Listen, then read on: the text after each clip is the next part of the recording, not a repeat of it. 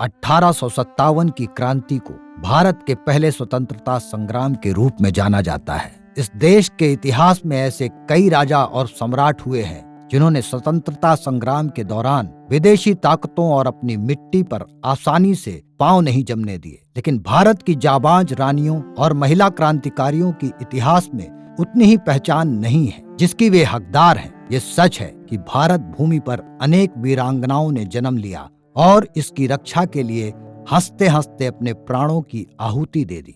रानी वेलु नाचियार उन्हीं में से एक थी।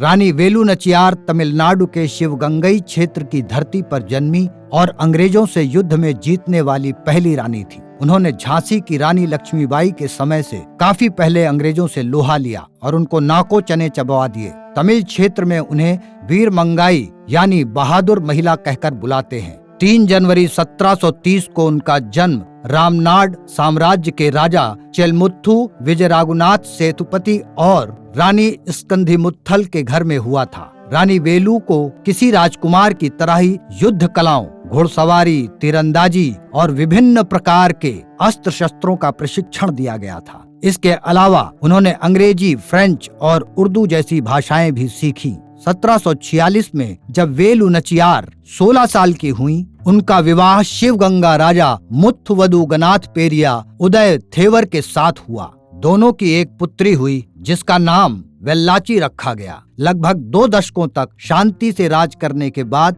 अंग्रेजों की नजर इस राज्य पर पड़ी। 1772 में ईस्ट इंडिया कंपनी की अंग्रेज सेना और अरकोट के नवाब की सेनाओं ने मिलकर शिवगंगाई पर आक्रमण किया। कल्लयार कोली युद्ध नाम से इस युद्ध में वेलु नाचियार के पति और कई अन्य सैनिक मारे गए। ये उस समय के सबसे विध्वंस युद्धों में से एक था। अंग्रेजी सेना ने किसी को नहीं बख्शा। बच्चे, बूढ़े और महिलाओं सभी को मौत के घाट उतार दिया। वेलु नाचियार और उनकी पुत्री सकुशल बच निकलने में कामयाब हुई और तमिलनाडु के डिंडीगुल में गोपाल नायकर के यहाँ आकर रहने लगी। यहाँ रहकर रानी ने अंग्रेजों से अपना राज्य वापस लेने की योजना बनाई और कई शासकों के साथ मैत्री बढ़ाई। रानी नाचियार धीरे धीरे अपनी सेना इकट्ठा की और शिवगंगा लौट 1780 में अपने पति की जगह शासन करने लगी। 1780 में ही रानी वेलु नाचियार और अंग्रेजी सेना का आमना सामना हुआ।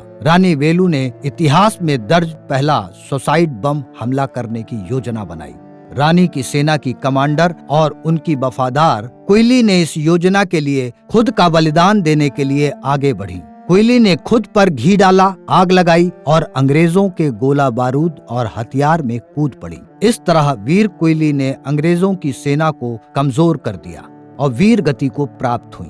रानी ने कुशल रणनीति, युद्ध कलाओं से बहुत से लोगों के अंदर वतन परस्ती की भावना भर दी। अंग्रेजों को शिवगंगा छोड़कर भागना पड़ा और उन्होंने दोबारा इस राज्य की तरफ आंख उठाकर नहीं देखा। रानी ने अंग्रेजों के विरुद्ध शिवगंगा और तमिल वासियों में देश प्रेम की जो लौ लगाई वो आजादी मिलने तक जलती रही। जय हिंद, जय भारत।